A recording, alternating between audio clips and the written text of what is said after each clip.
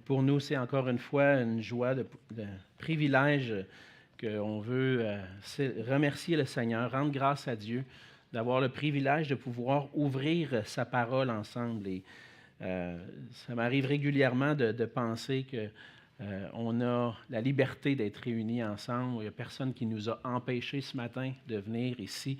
Et puis on peut venir pour entendre la parole de Dieu, alors qu'ailleurs dans le monde, plusieurs de nos frères et sœurs n'ont pas ce privilège-là. Et même plusieurs n'ont pas le privilège d'avoir même une Bible, d'avoir la parole de Dieu écrite dans leur langue. Et puis, n'ont pas le choix de se réunir s'ils veulent entendre la parole de Dieu. Ça a été comme ça pendant plusieurs siècles, évidemment. Et puis, par la grâce de Dieu, maintenant, on peut ouvrir la parole de Dieu ensemble. Et j'aimerais vous inviter à ouvrir vos Bibles avec moi ce matin dans l'épître de Paul aux Éphésiens. Et on va lire ensemble le chapitre 5, la fin du chapitre 5, les versets 25 à 33. Et puis, continuer ce qu'on a commencé à voir la semaine dernière. Et pour terminer ce chapitre ce matin, dans Éphésiens 5, les versets 25 à 33. La parole de Dieu dit ceci. « Marie, que chacun aime sa femme comme Christ a aimé l'Église et s'est livré lui-même pour elle, afin de la sanctifier en la purifiant et en la lavant par l'eau de la parole, pour faire paraître devant lui cette Église glorieuse, sans tache, ni ride, ni rien de semblable, mais sainte et irréprochable.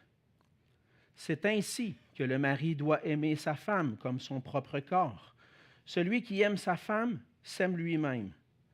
Car jamais personne n'a haï sa propre chair, mais il la nourrit et en prend soin comme Christ le fait pour l'Église, parce que nous sommes membres de son corps. C'est pourquoi l'homme quittera son père et sa mère, s'attachera à sa femme, et les deux deviendront une seule chair. Ce mystère est grand. Je dis cela par rapport à Christ et à l'Église. Du reste, que chacun de vous aime sa femme comme lui-même, et que la femme respecte son mari. » Et on va se courber dans un mot de prière.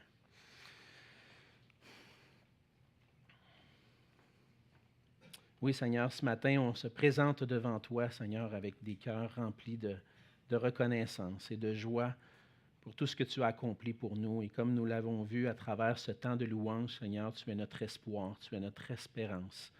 Nous trouvons en toi une espérance qui n'égale aucune espérance que ce monde peut nous offrir.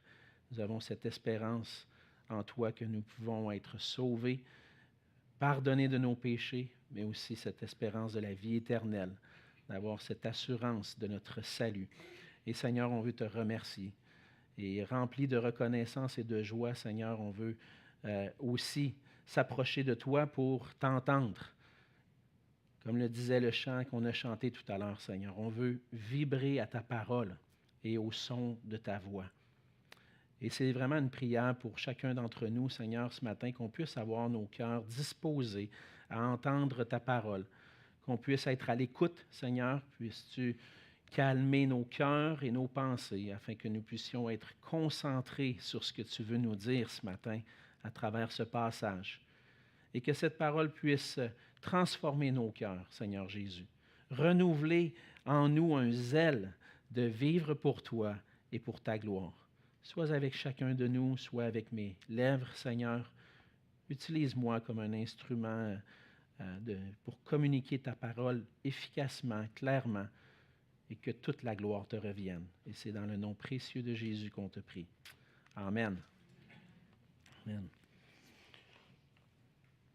On a vu cette semaine dans les journaux, à la télévision, et puis même peut-être que vous l'avez remarqué en passant sur le long des routes.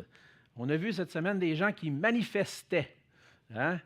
Mes enfants ont manqué 3 jours d'école cette semaine parce que certains ont décidé de manifester, de faire la grève. Les employés de l'État ont tenu plusieurs jours de grève cette semaine. Et Ça sert comme moyen de pression, comme on l'entend, pour que l'État puisse accorder des augmentations de salaire équitables, plus élevées que ce qu'il prévoit. Et puis, ça fait plusieurs semaines qu'il y a des négociations. Et puis, les syndicats sont rendus à un point où on dit non, on n'accepte pas, et donc on va aller faire la grève et manifester. Pendant ces jours de grève, on a vu des gens manifester leur mécontentement et leur désir d'avoir des salaires plus élevés. Et c'est particulièrement en voyant des gens manifester que je pouvais mieux comprendre qu'il y avait un niveau d'insatisfaction un peu plus élevé que ce que je pensais.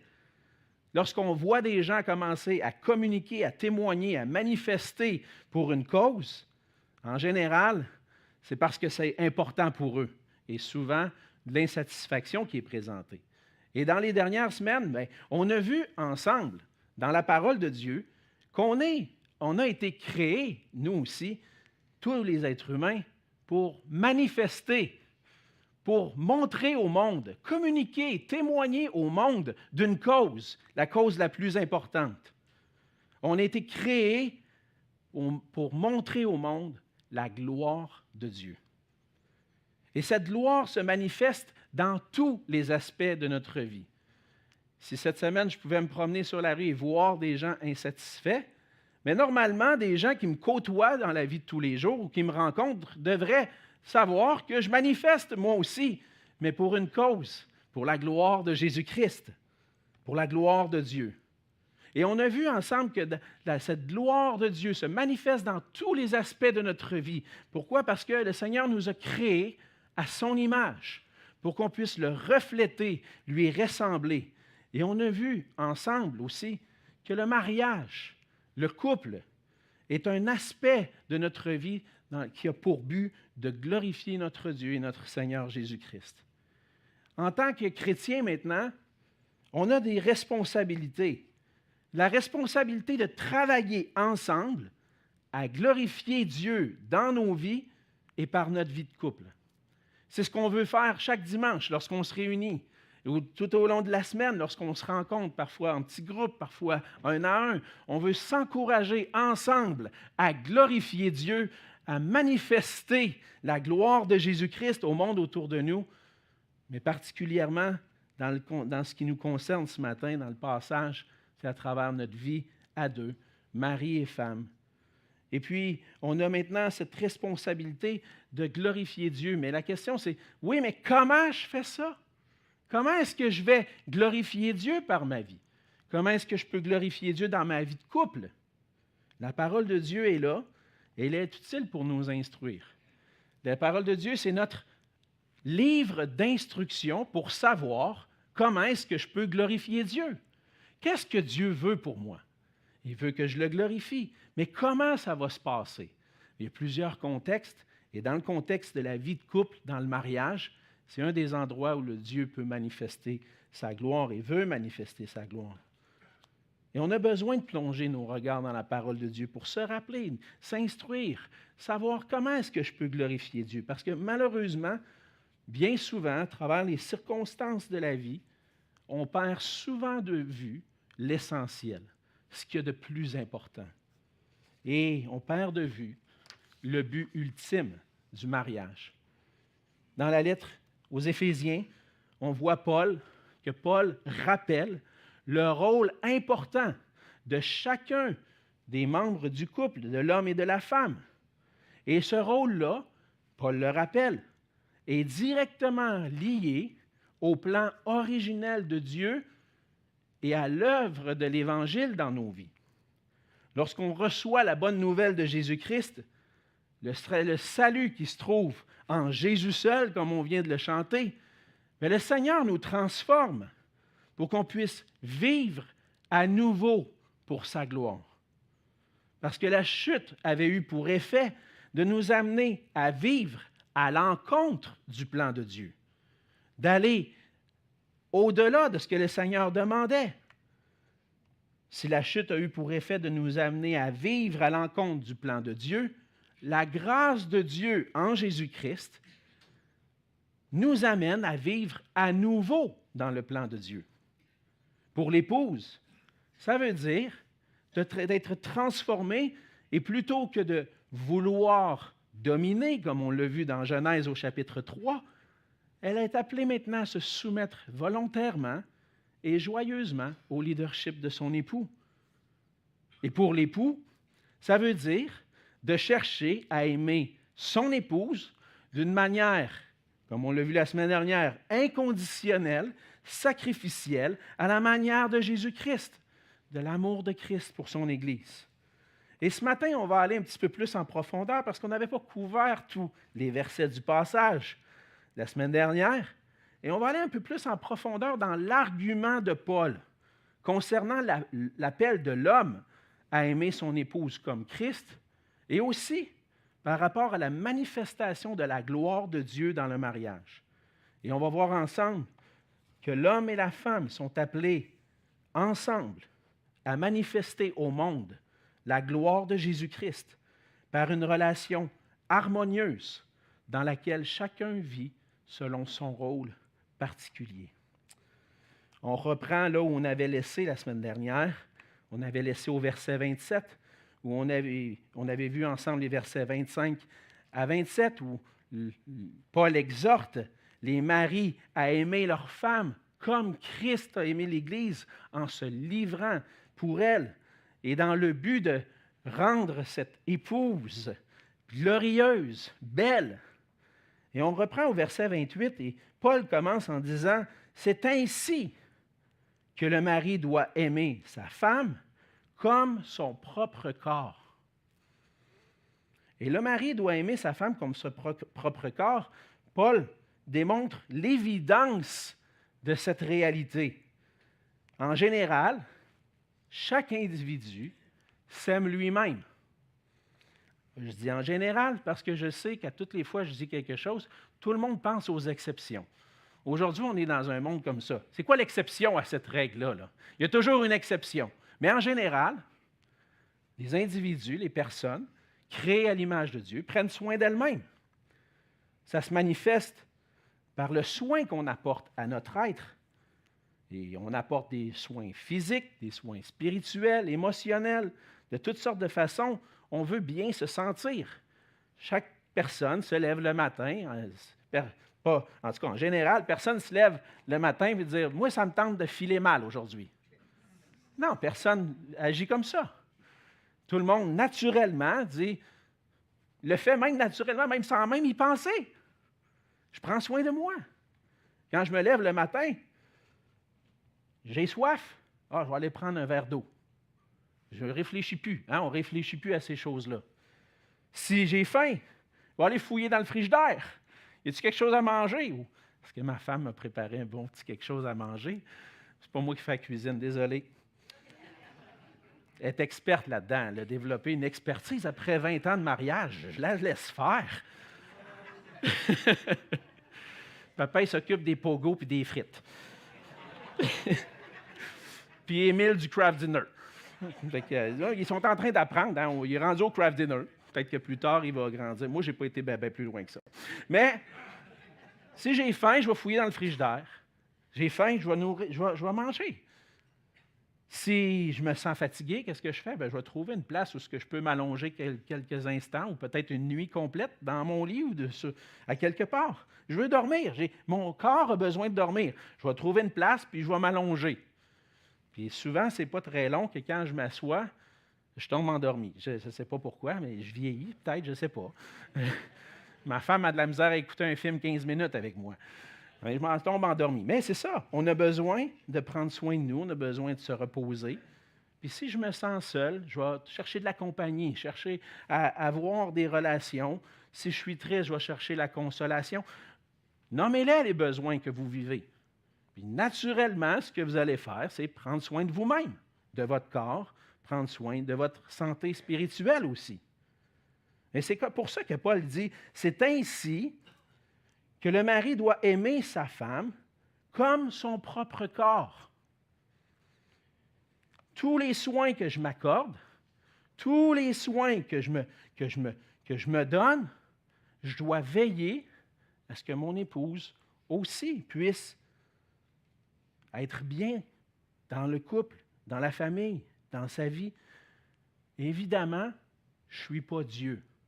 Je ne prends pas la place de Jésus pour répondre à tous les besoins. Puis même pour moi-même, le Seigneur prend soin de moi, puis il répond à tous mes besoins. C'est en lui que j'ai besoin de me confier premièrement. Mais le Seigneur donne aux époux, même s'ils ne sont pas Dieu, de veiller au bien-être. Il y a une responsabilité, un rôle particulier. Autant que je peux répondre autant que possible à mes besoins, je dois chercher le bien-être physique, spirituel de mon épouse. Et pour ajouter à l'argument, Paul va démontrer qu'en réalité, personne ne s'haït lui-même. C'est ce qu'il va dire. Plus loin, il dit au verset 29, « Car jamais personne n'a haï sa propre chair. » Personne ne se lève le matin en disant « Je veux mal filer » ou « Aujourd'hui, c'est décidé, je me mutile. » Personne ne fait ça. Pourquoi? Bien, il n'y a personne qui s'haït. Tout le monde s'aime lui-même. L'argument semble simple, mais Paul en rajoute juste pour montrer l'évidence. Tu prends soin de toi, maintenant c'est ta responsabilité de la même façon de prendre soin de ton épouse, de veiller à ce que le Seigneur remplisse dans sa vie tous les besoins, puis que toi tu puisses participer dans ça.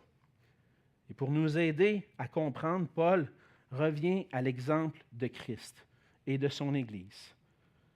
Il dit au verset 29, « Personne n'a haï sa propre chair, mais il la nourrit et en prend soin, comme Christ le fait pour l'Église. » Christ prend soin de l'Église.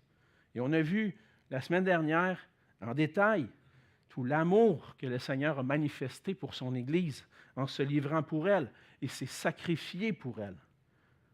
En plus de ça, il a travaillé, il a accompli ce qui était nécessaire. Son œuvre a contribué à sanctifier l'Église par la parole de l'Évangile.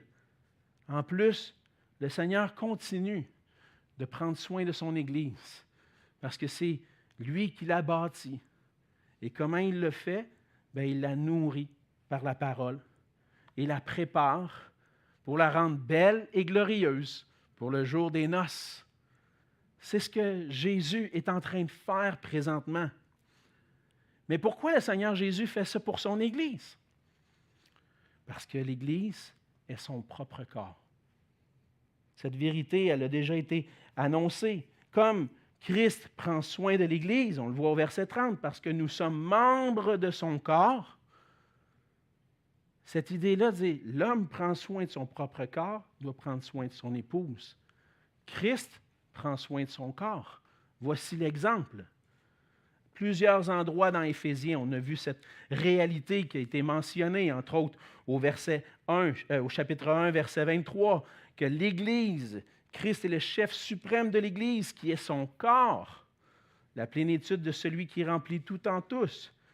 Au chapitre 3, verset 6, il dit que les païens forment un même corps et participent à la même promesse en Jésus-Christ par l'Évangile. On voit chapitre 4, verset 12, que le Seigneur donne des dons à son Église pour le perfectionnement, l'édification de son corps. Donc, l'Église est le corps de Christ. Les disciples de l'Église et qui sont membres de l'Église forment le corps de Christ. Et donc, Jésus prend soin de nous. Prend soin de nous physiquement, parce que c'est lui qui comble tous nos besoins. Il prend soin de nous spirituellement par sa parole. Pourquoi Jésus prend soin de nous? Parce qu'on est son corps. Maintenant que nous sommes le corps de Christ, Jésus prend soin de nous. Et c'est comme ça que l'homme est appelé à aimer son épouse, à la manière de Christ. Comme Christ prend soin de son corps, que l'homme naturellement prend soin de son corps, il doit prendre soin de son épouse. Et là, il dit, OK, c'est bon, je comprends ton image, mais comment tu fais pour dire quel est mon corps maintenant? Pourquoi tu me dis ça? Pourquoi tu déclares, pourquoi tu dis ça, que la femme fait partie de mon corps maintenant? Bien, la réponse, c'est Paul qui la donne au verset 31, en citant Genèse 2, 24. Vous voyez que Paul remonte à l'origine pour tout construire son argument et dire, voilà pourquoi l'homme doit aimer son épouse comme son propre corps. Pourquoi?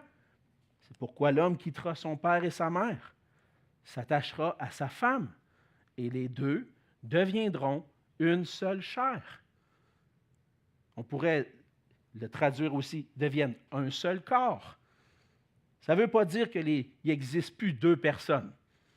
On garde notre personnalité, on a deux individus dans un couple, mais ça signifie quand même que le mariage est une alliance tellement profonde, comme aucune autre alliance dans toute l'histoire de l'humanité ou dans tout ce qu'on peut voir autour de nous.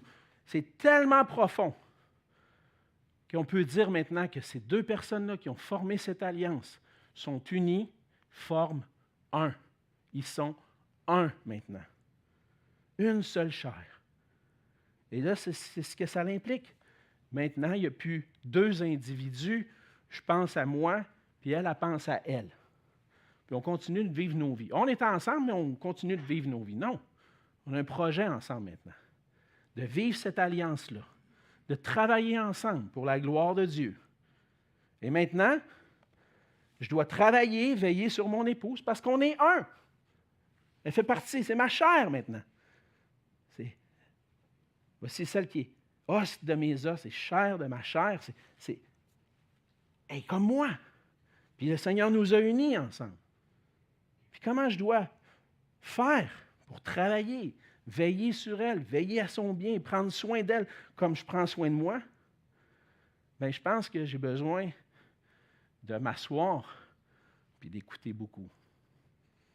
Prendre le temps régulièrement, d'avoir un temps de qualité en couple pour poser les vraies questions à notre épouse. Là, j'ai une question pour toi. Quand est-ce la dernière fois que tu as amené ta femme au restaurant? Ou que, il y en a qui disent « Amen ». Ils disent « C'est pas fort, mais je l'ai entendu ». Au restaurant ou en escapade d'amoureux. Pas pour jaser de la pluie et du beau temps, pour prendre soin d'elle, prendre soin de son cœur. Si vous dites « je m'en souviens pas », ben là, on a un problème. On va se parler dans le blanc des yeux un matin. Hein? Si tu dis « tu t'en souviens pas ». Si tu dis « ça fait un bout de temps », ben tu as un devoir à faire cette semaine. Puis votre femme, elle va vous le rappeler. Elle va se faire un plaisir. Te souviens-tu ce que le pasteur a dit dimanche? Faut que tu m'invites au restaurant, là. Faut que tu m'amènes. Tu es supposé m'écouter en plus. Oh boy! Je viens de vous en mettre un gros fardeau sur les épaules. Non, non. C'est pour la gloire du Seigneur. Puis c'est le Seigneur qui nous demande de prendre soin du cœur de notre épouse. Si ça fait longtemps, puis si ce n'est pas dans votre habitude, sortez. Allez prendre ce temps-là ensemble. Puis discutez sérieusement. Et là, tu vas peut-être me dire, bien, mon cœur, il n'est pas là présentement. Bien, va prendre un temps avec le Seigneur à la place. Puis il va régler ça avec lui. Si tu n'es pas rendu là, puis tu te dis, moi, je ne suis pas prêt d'aller jaser avec ma femme au restaurant puis poser des questions sérieuses, voir comment elle se sent, comment elle vit présentement, qu'est-ce que je peux faire pour l'aider. Si tu n'es pas prêt à avoir cette discussion-là, c'est avec le Seigneur que tu as un problème. Parce que c'est lui qui nous demande de faire ce travail-là. Puis peut-être que tu as besoin d'en parler avec un frère qui pourra te conseiller, qui pourra t'éclairer là-dessus. Mais lorsqu'on prend du temps ensemble, souvent, moi le premier, les frères, je ne suis pas là pour dire je suis parfait. Moi le premier, bien souvent, notre discussion, je ne suis pas préparé. Puis notre discussion va tourner autour de choses quotidiennes. Mais la vraie question, c'est comment va ton cœur? Comment est-ce que tu trouves que je prends soin de ton cœur? Est-ce que tu trouves que je prends soin de toi? Puis ferme-la. Excusez-moi, je ne veux pas. Écoute. Écoute. Parce que, oh, ben là, tu sais, l'autre fois, j'ai fait ça. Je le sais, je suis de même. On est comme ça. On est là, on veut se défendre. Ouais, mais t'as-tu vu la semaine que j'ai eue à la job? Tu sais, regarde ça, là, à l'église, regarde les problèmes, tu as des rencontres toute la semaine, tu regardes. Ta première responsabilité, mon homme, tu as bien beau avoir une église à t'occuper puis veiller sur une église, c'est ton épouse. C'est ce que le Seigneur m'enseigne. On a bien beau être super occupé. Notre priorité, c'est de prendre soin de celle avec qui je forme un. Et on veut le faire. Pourquoi? Pour la gloire de Jésus-Christ. Parce que la relation entre les époux manifeste la gloire de Christ. Dans le verset 32, on lit ceci, « Ce mystère est grand, je dis cela par rapport à Christ et à l'Église. » Là, Paul, il prend des mots, puis on se dit, qu'est-ce qu'il veut dire par là? Qu'est-ce qu'il veut dire par « ce mystère est grand » ?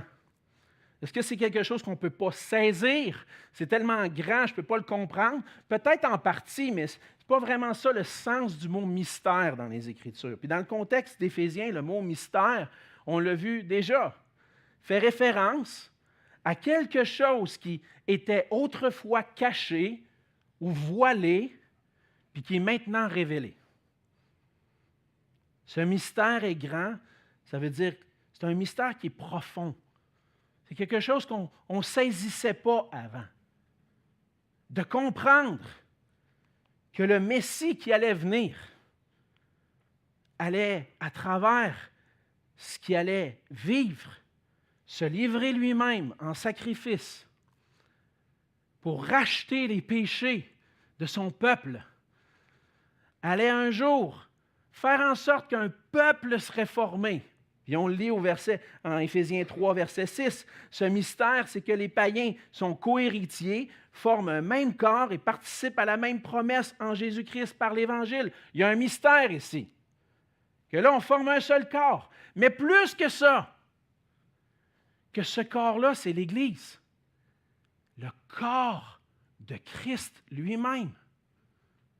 Son épouse. Wow! Hey, on n'avait pas compris le mariage de cette façon-là avant. On n'avait pas compris que quand Christ viendrait, ce serait une relation, une alliance aussi profonde qu'il allait établir avec son Église. C'est quelque chose de merveilleux. C'est la gloire de Dieu, la gloire de Christ qui est manifestée dans ça. Et le mariage manifeste cette relation entre Christ et l'Église. Et c'est ce qu'on vient de découvrir, il va dire Paul. Le mystère est profond. Un mari avec sa femme, ensemble forment un, manifeste la gloire de Christ. Christ, son Église, cette relation harmonieuse qui va durer dans l'éternité. Et en d'autres mots, c'est comme si le Seigneur a prévu le mariage entre l'homme et la femme. Quand il l'a planifié, il l'a prévu pour être une image de cette relation parfaite. La relation la plus belle à laquelle on participe en tant que croyant. Nous sommes l'Église de Jésus-Christ, son corps, son épouse. Et maintenant, en tant que couple, mari et femme, on est des instruments entre les mains du Seigneur pour manifester cette gloire de ce que Christ a accompli et de ce qu'il est en train d'accomplir pour son épouse. Si vous voulez voir un endroit où vous voulez contempler la gloire du Seigneur, je dis la première chose, c'est dans sa parole, puis la croix de Jésus-Christ. La gloire de Dieu est manifestée dans la croix. Mais si vous voulez voir un autre endroit très concret, parce que on veut voir des choses concrètes, regardez la relation entre l'homme et la femme selon le plan de Dieu, comme Dieu l'a établi. Vous voyez à travers ça la gloire du Seigneur. C'est ce que Paul a souligné. La gloire de la grâce de Jésus-Christ. Et dans cette relation amoureuse, unie, d'union ensemble, le couple manifeste cette gloire glorieuse de Christ que, par grâce, c'est donné pour ceux que Dieu avait choisis avant la fondation du monde.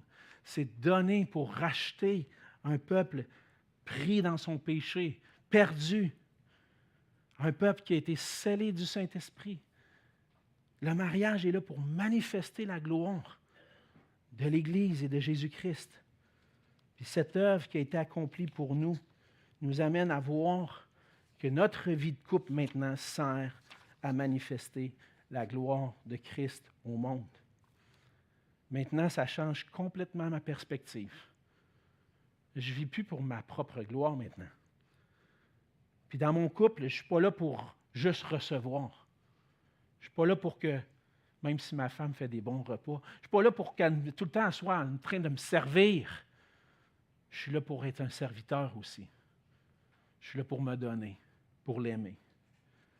Puis en aimant notre épouse, on manifeste l'amour de Jésus-Christ qui s'est donné. Et en étant soumise, la femme manifeste la soumission de l'Église à son Seigneur. Elle est en train de dire, je suis soumis à mon mari, mais ça veut dire quelque chose. Parce que naturellement, c'est pas comme ça que j'agirais. J'aimerais mieux prendre le contrôle. Je pense, mes sœurs, vous pouvez comprendre ce que je dis. J'aimerais ça des fois diriger la baraque, surtout quand lui est paresseux ou quand il ne fait pas sa job. Mais maintenant, c'est plus comme ça que j'agis. Maintenant, je me soumets volontairement, joyeusement.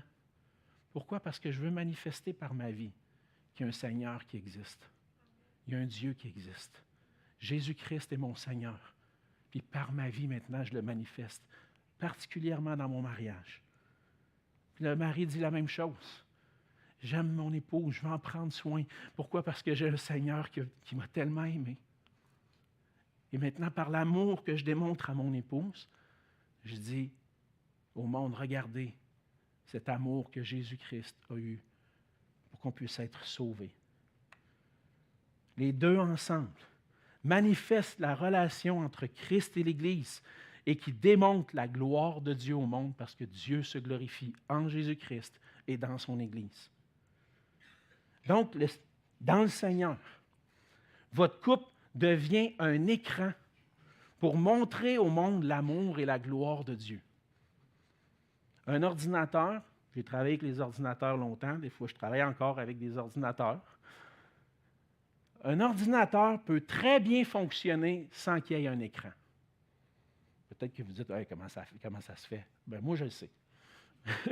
J'ai travaillé avec des ordinateurs qui avaient des dizaines d'ordinateurs qui n'avaient pas d'écran. Ils travaillaient, mais je ne voyais rien de ce qui se passait quand ils travaillaient. Pour comprendre qu'est-ce qui se passe dans mon ordinateur, des fois, il se passe des affaires que vous ne savez pas, mais bien souvent, si je veux travailler, j'ai besoin de voir quelque chose. Mon écran est là pour me montrer ce qui se passe dans mon ordinateur. La même chose avec la télé.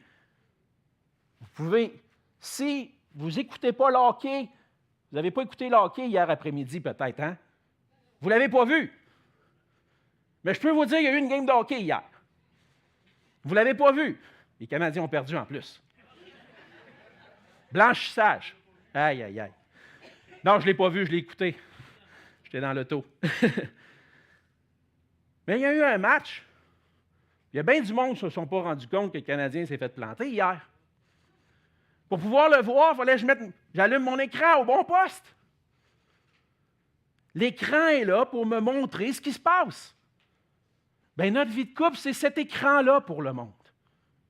Ce qui se passe entre nous est en train de manifester la gloire de Dieu et de Jésus-Christ et de son Église. Est-ce que mon mariage est un écran qui manifeste la gloire de Christ? Ça, c'est la question. Parce que le Seigneur a voulu que la relation entre l'homme et la femme soit cet écran qui manifeste la gloire de Christ.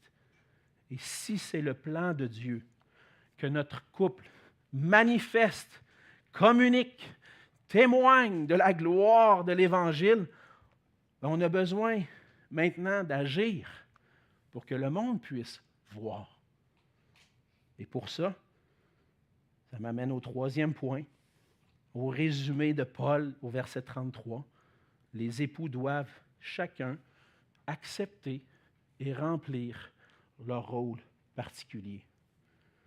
Au verset 33, Paul va résumer tout le passage depuis le verset 22, puis même, je dirais, c'est lié avec ce qui était là avant. Du reste, que chacun de vous aime sa femme comme lui-même et que la femme respecte son mari. Du reste, ou on pourrait traduire « somme toute » ou « en résumé », c'est vraiment un verset important parce que Paul résume toute l'idée dans ce verset-là. Je dois aimer ma femme comme moi-même et la femme doit respecter son mari. C'est le rôle qu'on doit chacun accepter et remplir. Être des maris aimants pour notre épouse à la manière de Christ. Démontrer un leadership qui est bienveillant, qui cherche le bien-être, le bien de mon épouse. Ça, c'est ma responsabilité. Et c'est de cette façon-là que je vais, moi, en tant qu'homme, manifester la gloire de Christ au monde. Les gens qui nous regardent, qui me regardent, vont constater que j'appartiens à un Seigneur, puis que ma confession n'est pas juste des lèvres, mais en action. Puis comme le mari manifeste la gloire de Christ dans un amour sincère et profond pour son épouse, l'épouse, elle aussi, à la manière de Christ, doit manifester un profond respect pour son mari. Ce qui est intéressant avec le verset 33, c'est que Paul n'emploie pas le même mot qu'au verset 22 pour l'épouse. Au verset 22, Paul va dire que chacune soit soumise à son mari. Au verset 33, c'est traduit dans nos versions que la femme respecte son mari. Ça ouvre nos horizons un peu pour savoir qu'est-ce qu'il veut dire exactement par là. Mais ce qui est intéressant, c'est que quand on va lire l'original du mot « respecter », c'est le même mot en grec qu'on tire le mot « phobie » en français. Ça veut dire quoi une phobie? J'ai peur. Hein? Mais là, es-tu en train de dire qu'il faut que j'aie peur de mon mari? C'est pas ça que je dis. Parce que le mot qui est là se traduit aussi ailleurs dans les Écritures pour parler de la crainte de Dieu. Vous savez, lorsqu'on dit qu'on a la crainte de Dieu, ça ne veut pas dire qu'on a peur de Dieu. Non, parce que quand je suis en Jésus-Christ, la crainte est bannie maintenant, hein, dit l'apôtre Jean. Il n'y a plus de crainte. Mais j'ai un profond respect pour Dieu maintenant. Plutôt que de vivre comme avant, puis je m'en fous de Dieu, maintenant, j'éprouve la révérence, un profond respect pour mon Dieu. C'est le même sens ici. La femme n'a pas à avoir peur de son mari, mais elle doit accepter son rôle comme épouse. Accepter avec un profond respect que Dieu a décidé que son mari allait être le chef, le leader dans son couple. Puis c'est Dieu qui a voulu les choses ainsi. Ça fait partie de son plan. Puis c'est une attitude qui n'est pas comme, OK, ben là, maintenant, je me ferme, je n'ai plus rien à dire. Mais qui laisse la place aux échanges. Parce que le mari veut écouter, prendre soin d'elle. Puis des fois, peut-être qu'elle peut avoir des idées différentes. On va échanger. C'est une attitude qui laisse la place aux échanges pour partager les préoccupations, partager des fois mes appréhensions, mais qui accepte volontairement, joyeusement, de suivre le leadership de son époux. Et en étant soumise, en ayant ce profond respect pour son mari, l'épouse manifeste la gloire de Dieu. Parce que l'Église est soumise à Christ, mais non seulement cela. Christ s'est volontairement soumis à son Père. Puis l'épouse qui respecte le leadership de son époux contribue à glorifier Dieu dans le plan de Dieu pour le mariage, puis à manifester la gloire de Dieu dans le salut qui a été accompli pour nous. Maintenant, comme je l'ai mentionné tout à l'heure, on est ensemble des témoins du grand et glorieux amour de Jésus-Christ pour nous. Et dans cette union établie par Dieu, on veut rendre gloire à Dieu. On veut témoigner de sa gloire autour de nous, manifester dans notre amour, l'amour de Christ, pour que les gens puissent connaître cet amour-là eux aussi. On veut manifester par notre vie de couple que le plan de Dieu est glorieux, grand et parfait.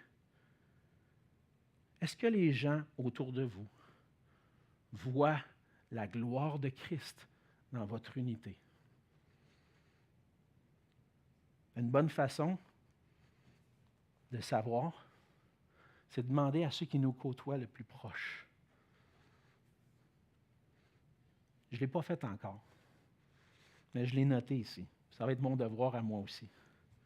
Demandez à vos enfants, ceux qui ont encore des enfants à la maison, ou peut-être même si vos enfants ne sont plus à la maison, voyez-vous que papa et maman s'aiment et se respectent à l'exemple de Jésus et son Église? J'ai hâte de voir ce qui va sortir de là. Mais en même temps, le Seigneur nous sanctifie. Peut-être que vous n'auriez pas osé d'aller jusque-là dans vos questions. Vous avez peut-être peur de ce qui va sortir. On a besoin de s'humilier. On a besoin de dire au Seigneur, fais ton œuvre en moi, Seigneur. Parce que c'est ce que je veux dans mon cœur. Je veux t'honorer, je veux te glorifier. Puis des fois, d'entendre ce que les gens voient autour, dans nous, dans notre union. Ça peut nous éclairer, puis peut-être nous aider à travailler, à nous sanctifier sur des choses que le Seigneur veut le faire depuis longtemps, peut-être. Donc, on a tous un rôle particulier dans notre couple. On doit accepter et vivre selon le plan de Dieu, et tout ça pour sa gloire. On est appelés ensemble à manifester au monde la gloire de Jésus-Christ, et ça doit se faire chacun dans son rôle. Le plan de Dieu, c'est que l'homme aime sa femme comme lui-même. C'est que le mariage reflète la gloire de Christ, puis que chacun vive selon le plan de Dieu. Si, après tout ce qui a été dit sur le mariage depuis quelques semaines, vous dites, j'ai besoin de pousser un petit peu plus ma réflexion, sachez qu'il y a des bonnes ressources. Cynthia, des fois, elle a une table de livres à l'arrière, le 3e dimanche. Il y a des bonnes ressources là, pour vous aider à aller plus loin, puis peut-être vous rappeler. Venez aux rencontres des hommes, les boys. On va le dire comme ça de même. On parle de ça, là, justement. On va approfondir ça ensemble. On va échanger ensemble. Puis ma prière, c'est qu'à travers ça, on puisse s'encourager ensemble à refléter Christ. Allez chercher l'aide qu'il faut. Ne soyez pas orgueilleux pour nier la réalité. Demandez au Seigneur son aide avec humilité. Et en toute chose, le but ultime de notre existence, c'est quoi? La gloire de Dieu. C'est pour ça qu'on a été créés. C'est pour ça que Dieu a créé le mariage. Et pour sa gloire, frères et sœurs. Engageons-nous ensemble à manifester sa gloire par des relations conformes à son plan. Prions. Oui, Seigneur notre Dieu, merci pour ta grâce envers nous. Merci pour ta parole. Toute écriture est inspirée de Dieu et utile pour enseigner, pour convaincre, pour corriger, pour instruire dans la justice, afin que l'homme, la femme de Dieu, soit accompli et propre à toute bonne œuvre. Seigneur, ce passage peut-être vient chatouiller des choses dans nos cœurs, dans notre vie de couple, des choses qu'on n'est pas prêt à changer ou des choses qu'on n'est pas prêt à mettre de l'avant. Seigneur, aide-nous, convainc-nous par ton esprit et qu'on puisse recevoir cette instruction pour que notre vie, ensemble, à deux, puisse manifester au monde le plus grand amour qui a jamais été manifesté. Ton amour en Jésus-Christ pour ceux qui étaient perdus, pour ton Église. Qu'on puisse être cet écran qui manifeste ta gloire au monde. Fais ton œuvre en nous, Seigneur. Je Je t'en supplie au nom de Jésus. Amen.